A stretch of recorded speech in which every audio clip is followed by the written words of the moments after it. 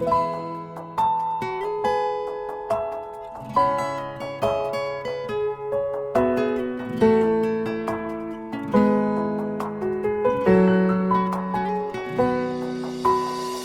ុំតែងតែគិតថាអាចនៅជាមួយអ្នកដល់ថ្ងៃបញ្ចប់ប្រអប់បេះដូងនេះមិនដែលគិតថាខ្ញុំមិនអាចសារភាពប៉ុន្តែដូចមានរឿងជាច្រើនដែលកើតឡើងមិនសមបំណងកំពុងនៅជាមួយអ្នកណាតើខ្ញុំអាចដឹងផងបានទេតើបងអាចខ្លាចជាមនុស្សដែលអូនផ្ដោក្ដីស្រឡាញ់ផងទេឬបងមិនអាចសុំបីតែគិតស្រមៃដល់ថ្ងៃមួយនោះទេ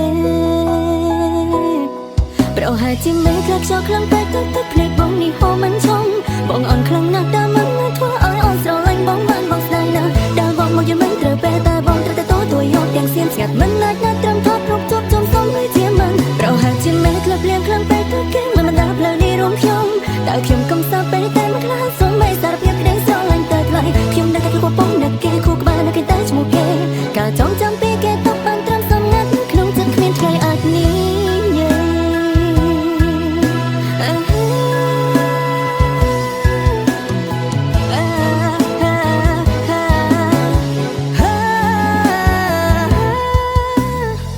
ខ្ញុំតែងតែគិតថាអាចនៅជាមួយអ្នកដល់ថ្ងៃបញ្ចប់ប្រអប់បេះដូងនេះមិនដែលគិតថាខ្ញុំមិនអាចសារភាពប៉ុន្តែដូចមានរឿងជាច្រើនដែលកើតឡើងមិនសមបំណងកំពុងនៅជាមួយអ្នកណាតើខ្ញុំអាចដឹងផងបានទេតើបងអាចខ្លាចជាមនុស្សដែលអូនផ្ដោក្ដីស្រឡាញ់ផងទេឬបងមិនអាចសុំបីតែគិតស្រមៃដល់ថ្ងៃមួយនោះទេ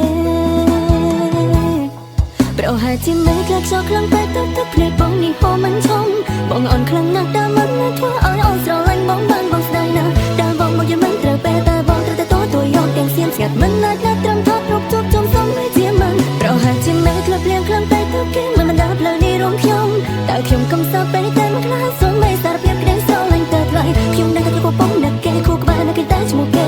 ការចងចាំពីគេតបបានត្រឹមសំងាត់ក្នុងចិត្តគ្មានថ្ងៃអាចនេះ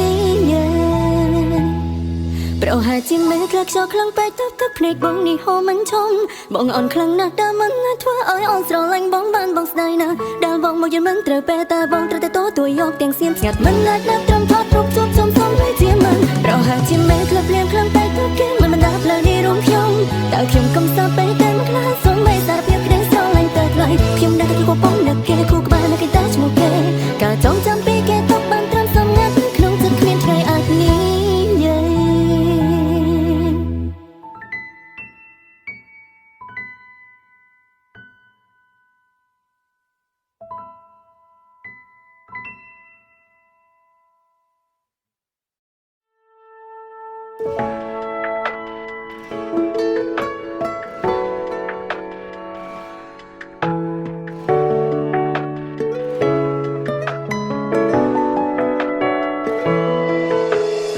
ខ្ញុំតែងតែគិតថាអាចនៅជាមួយអ្នកដល់ថ្ងៃមិនចាំប្រអប់បេះដូងនេះមិនដែលគិតថាខ្ញុំមិនអាចសារភាពប៉ុន្តែដូចមានរឿងជាច្រើនដែលកើតឡើងមិនសមបំណង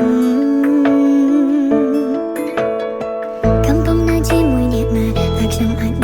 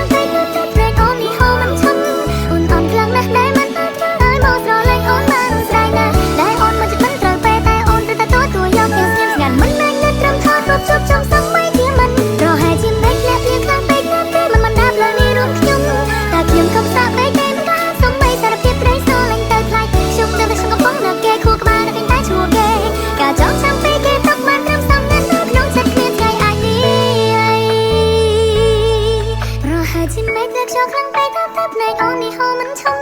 អូនខ្លាំងណាស់ដែលមិនអាចធ្វើឲ្យបងស្រឡាញ់អូនបានស្ដាយណាស់ដែលអូនមកចិត្តមិន